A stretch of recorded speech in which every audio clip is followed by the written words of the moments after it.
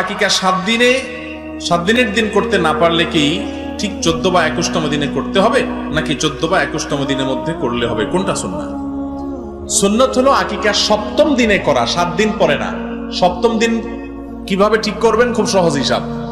যেই বারে শিশু জন্ম হবে পরবর্তী সপ্তাহের আগের বারটা, ধরেন শুক্রবারে সন্তান জন্ম হয়েছে, তাহলে পরবর্তী সপ্তাহে শুক্রবারের আগের বারটা কি? বৃহস্পতিবারে আকিকা করবেন।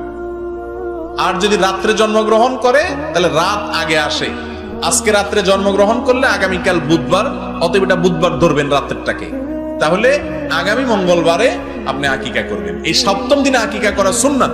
যদি কোনো কারণে 7 নম্বর দিনে করতে না পারেন তাহলে 14 নম্বর দিনেও করা যাবে, 21তম দিনেও করা যাবে। এই দুইটাও বিভিন্ন হাদিস দ্বারা প্রমাণিত হয়।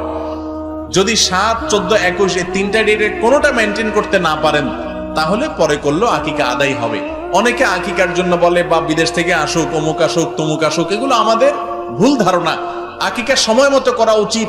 এটাতে বাচ্চাকে বিভিন্ন বিপদ আপদ থেকে রক্ষার জন্য সহায়ক হয় আমলটা, এবং এটা গুরুত্বপূর্ণ একটা আমল। বিধায় নির্দিষ্ট দিনে করব আমরা, অন্য সময়ের জন্য অপেক্ষা করব না।